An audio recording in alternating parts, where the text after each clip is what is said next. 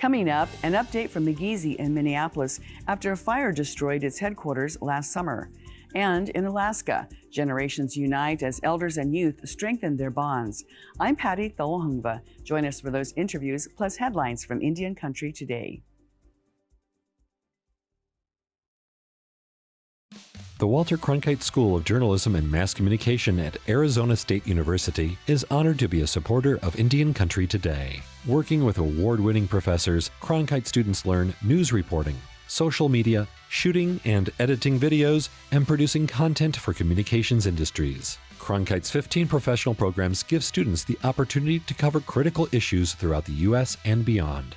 Learn more at cronkite.asu.edu.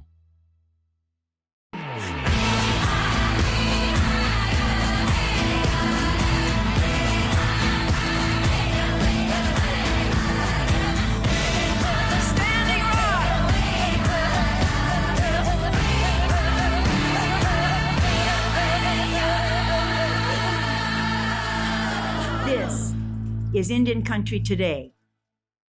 Esquili, yes, thank you for joining us. I'm Patty Thalahungva. Tribes in Washington state say climate change is more than a theory and is causing them to suffer. Hundreds of Indigenous citizens spoke out about the issue at last week's conference for the National Congress of American Indians. The issue is so dire, Secretary of the Interior Deb Haaland toured the state in August and met with tribal leaders to learn more about the effects of climate change. During her visit, Fawn Sharp, who is the president of NCAI, showed Haaland some of what her nation is facing. Right now, there's a landslide that threatens to take out our only access road into town. And Secretary Haaland toured Quinault. She had a chance to take a look at it firsthand. When I showed her the images of the road she had just passed, she couldn't believe it. Later this month, Sharp will travel to the United Nations Climate Change Conference in Glasgow, Scotland. Sad news to report. On Saturday, Interior Secretary Deb Haaland's mother, Mary Toya, passed away. Toya was a longtime civil servant and a U.S. Navy veteran. She also worked at the Bureau of Indian Education and raised 4 children as a military wife. A fluent speaker of the Kiras language, she also passed traditional knowledge down to her children, grandchildren, and great-grandchildren. Haaland's father, who is also deceased, was a career Marine who served in Vietnam and received the Silver Star. Officials with the Interior confirmed Toya's passing, but did not immediately release her cause of death. A new website is detailing the deaths of Native children who attended the Chemawa Indian School in Oregon. 2 researchers, Sue Ann Reddick and Eva Gugumos, have gathered public records over a combined 35 years. They published their report on a website hosted by Pacific University on Indigenous Peoples Day. The information details the names of students who died between the years of 1880 and 1945. The report includes where they are buried and, in some cases, how they died. According to their research, 270 students died while at Chemawa. 175 of them are buried in the school cemetery. The remains of approximately 40 students were returned home, but the locations of 50 others are unknown. One student who died was Charlie Feaster, a citizen of the Klamath tribes. After running away from Chemawa in 1907, he was shot and killed as he was trying to steal food from a local store. He was just 11 years old. Most of the children buried at the school were from Alaska, Washington, and Oregon. Many children died primarily of tuberculosis and from the Spanish flu epidemic. The team of researchers say the recent media stories of federal Indian boarding schools encouraged them to make their research public sooner. You can find more information on the story by going to our website, IndianCountryToday.com, and searching for the headline, Deaths at Chemawa. In Colombia, 1,000 indigenous people are at risk of eviction from Bogota National Park. These families, several with small children, come from 13 different ethnicities and are fleeing violence in the country. After being displaced from their homelands, the group made requests for participation in policy discussions and for justice.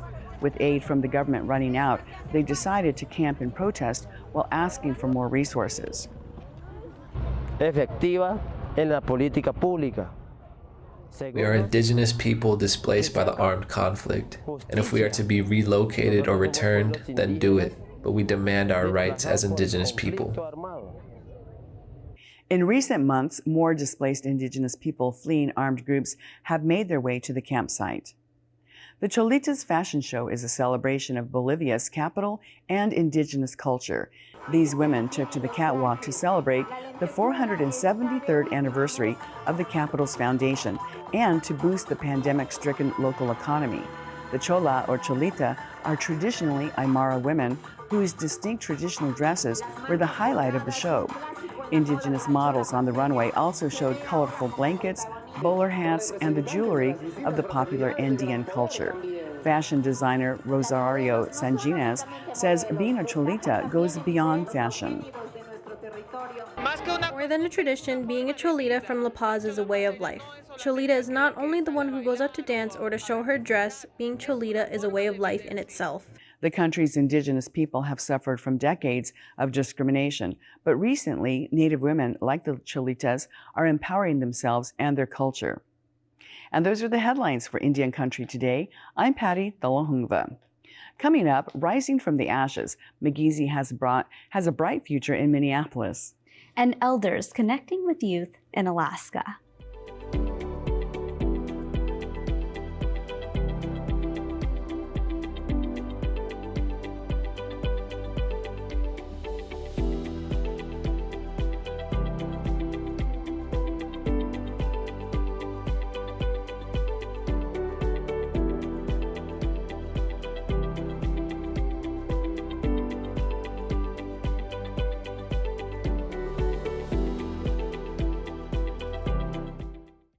MIGIZI Communications has been a pillar of the Minneapolis urban Indian community since 1977.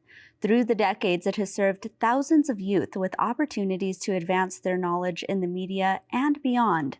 It bought and renovated a building on Lake Street, and less than a year later, it was gone. Let's watch this video by David Knoyer.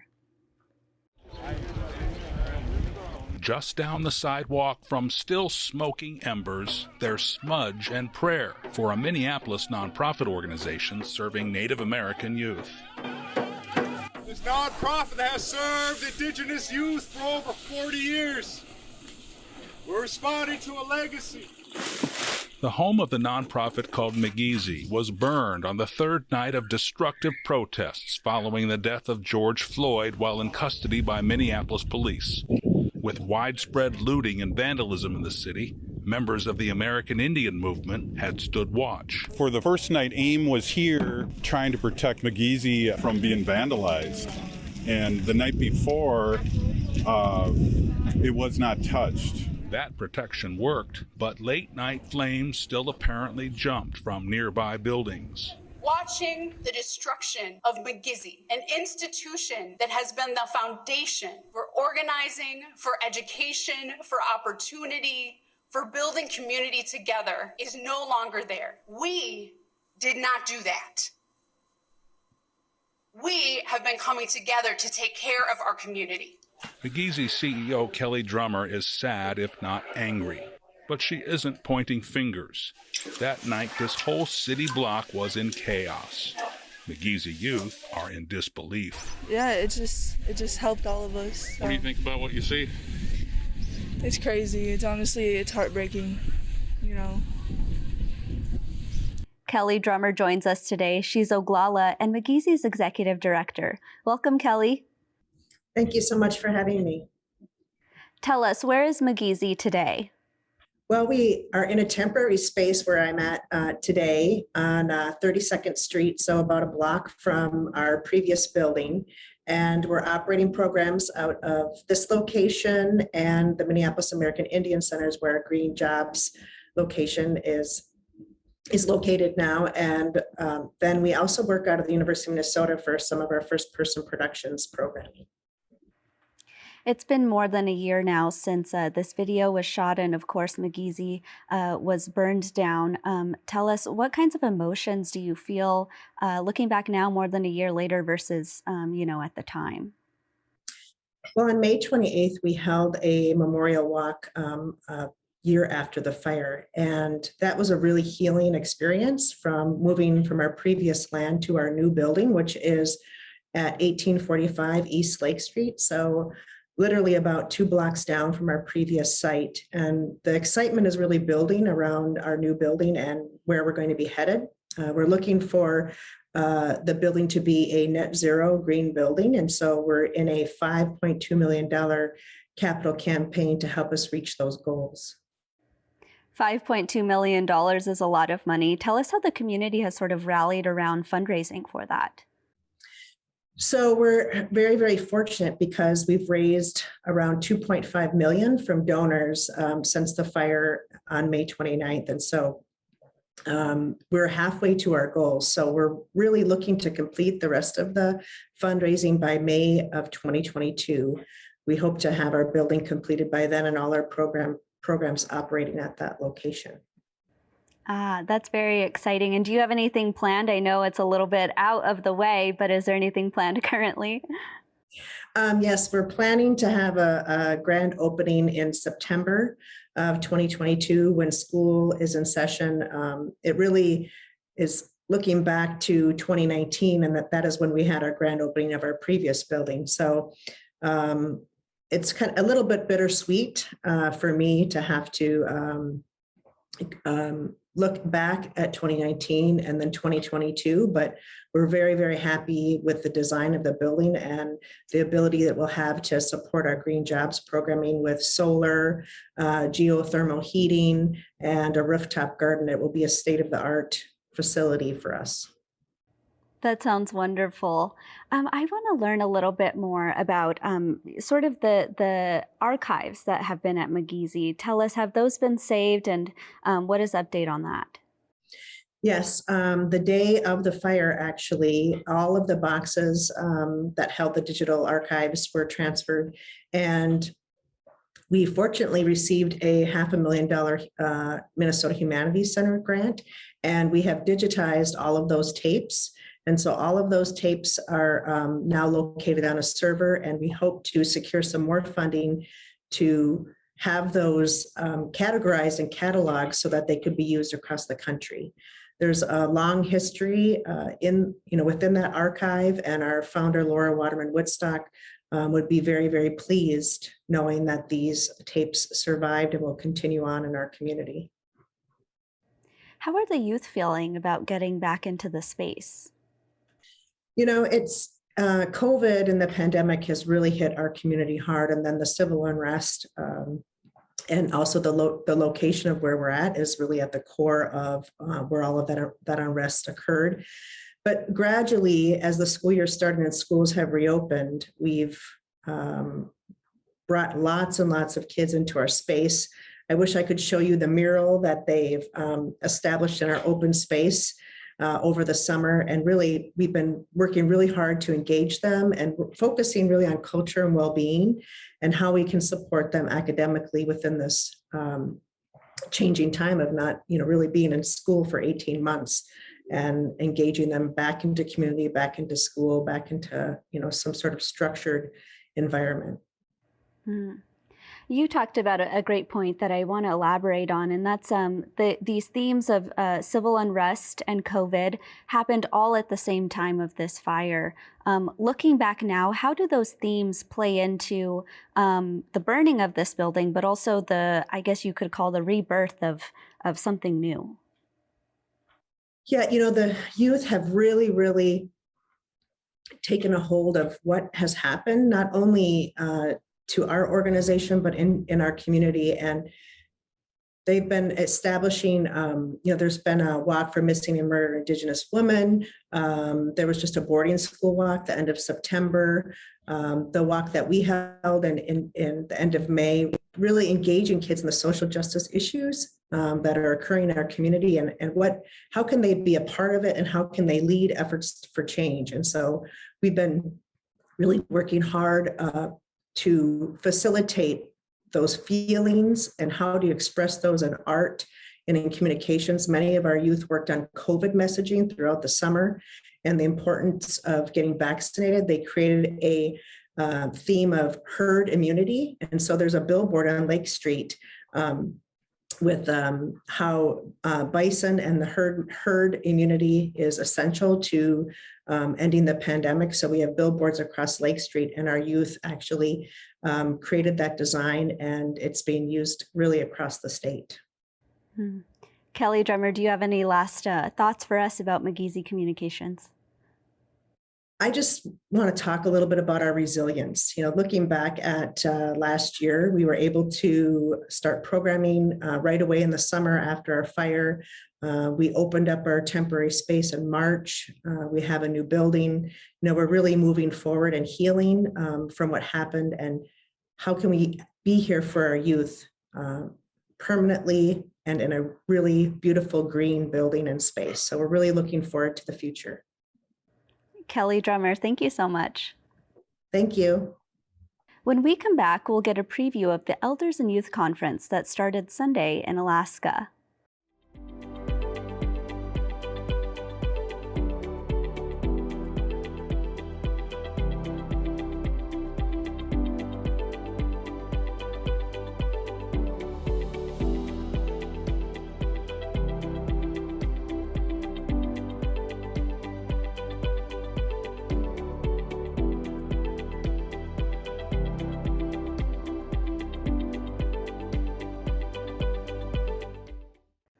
The Elders and Youth Conference is an annual gathering hosted by the First Alaskans Institute. It started Sunday and is being held virtually for a second year in a row due to the pandemic.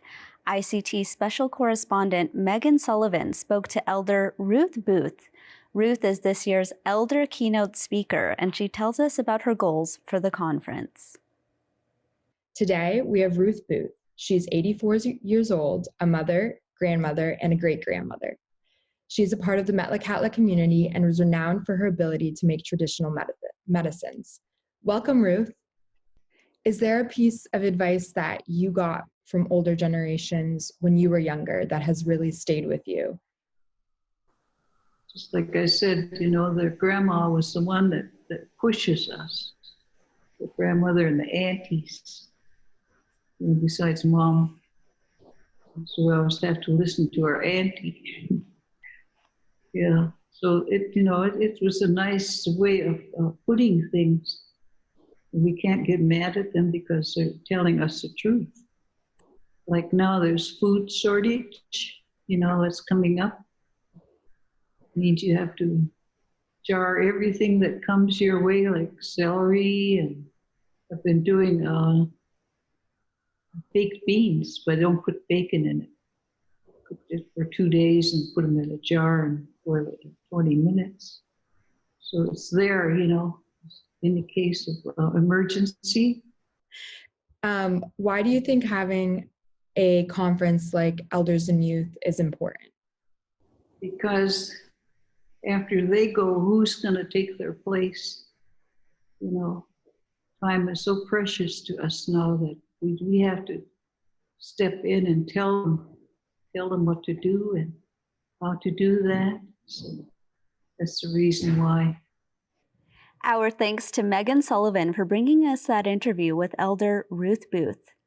15-year-old Oliver Tyrell is a Yupik High School student in Anchorage, Alaska. He is this year's keynote speaker at the conference. Oliver is an outspoken advocate of and a member of the LGBTQ and trans community. Oliver has been a representative for the South Central region in the statewide Elders and Youth Council and has been the successful champion of 2 resolutions that have passed. Welcome, Oliver. Hi. You are this year's keynote speaker for the youth side of the conference. Tell us, what is your speech going to highlight? It's really going to be rooted in suicide prevention and cultural revitalization. It's mainly really talking about how accepting our youth, our two-spirited, and our LGBTQ plus youth could really save lives, because here in Alaska, we have so many unresolved circles of trauma.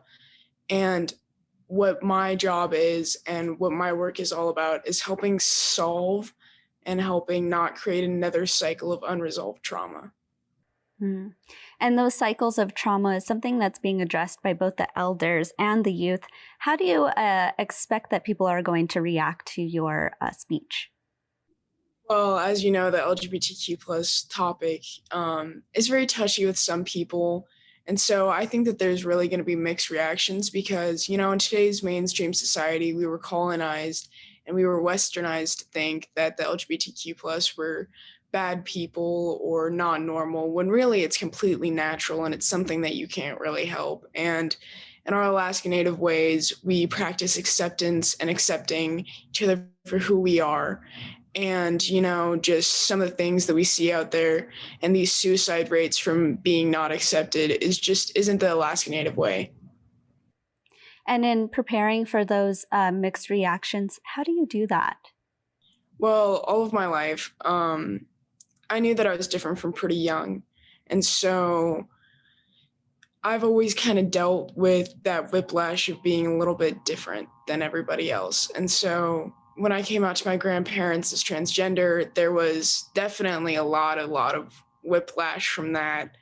And, you know, I think that that really helped me prepared to really realize that everybody's entitled to their own opinion. I have my own opinion, you have yours, and I accept you for yours, and I want you to accept me for my opinion. And so I acknowledge that they have an opinion. I don't think it's right in my eyes, but my opinion isn't right in their eyes. So I just respect what they believe in, and I really hope that they respect what I believe in. Oliver, do you hope that your story inspires other youth who may be thinking about this same topic, or how do you hope that your story impacts others? I really hope, above anything, it shows that the Alaska Native community, that we really need to work on acceptance more than anything, because Alaska Natives and American Indians already have the highest suicide rates more than any racial or ethnical group out there. And especially if you're part of the LGBTQ plus S and you're not accepted, you are 8.6 times as likely to commit suicide if you are not accepted in your homes or by your family. And even when you have one accepting space, it takes their suicide rate from that, it drops it down by 25%. But yet only 1 in 3 LGBTQ plus youth are actually accepted. And so my work is really showing people and how impactful to mental health it is to really be accepting.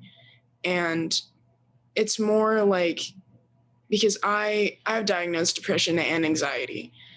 And so having people around me accept me really helps me. We only have a short time here left, Oliver, but I want to talk about the backdrop of this conference. There are many issues going on, COVID being one. What do you think are the pros of, I guess, holding a conference like this virtually? Well, this is the 38th annual one hosted by FAI, and we call it the Native New Year. And so it's really this sense of community that we have. And this year's theme is talking about how we're all in the same canoe going side by side together forward. And, you know, especially with this pandemic and so many other problems out there today, just really working together and pushing forward is a really big deal in today. And so just really pushing forward together, going in the same direction. Oliver Tyrell, thank you so much. Thank you.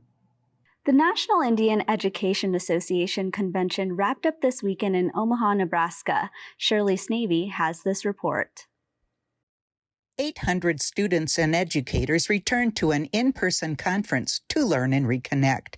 Student Days brought 200 youth together for inspiration and skills-building workshops led by Frank Wan and Chance Rush. Had a great past 2 days. Grateful to be here to just encourage our young adults to, take on the responsibility to be one of a kind, to, get on the front line and make an impact and make a difference. And this is for all of us who have experienced trauma, young, old, who knows what it feels like to have your spirit leave you, maybe entirely or even just pieces of it. Let's call our spirits back right now.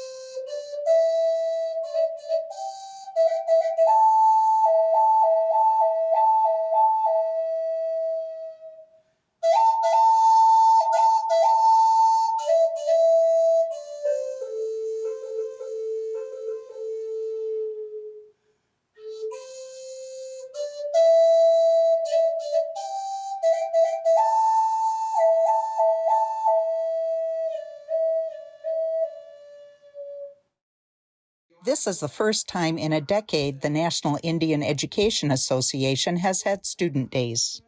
The team has very much supported student days, and just seeing the other partners come in and help makes me feel good that, this was the right decision, the right time to do this. Julian Guerrero Jr. was a keynote speaker. I hope to leave with you a message that we are ultimately, as a collective, designers and defenders of tribal sovereignty. 4 resolutions were passed, including one supporting teaching the full and accurate account of the United States. In Omaha, Nebraska, Shirley Snavy, Indian Country Today. And that'll do it for us. Thank you for watching. For all the latest news and updates, visit us anytime at IndianCountryToday.com. I'm Aaliyah Chavez. Sometimes you got to take a stand just because you know you can. Oh, you got to run, you got to run.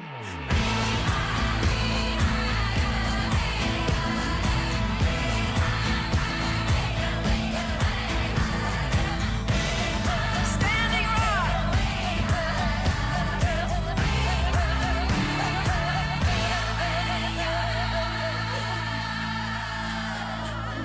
This is Indian Country Today.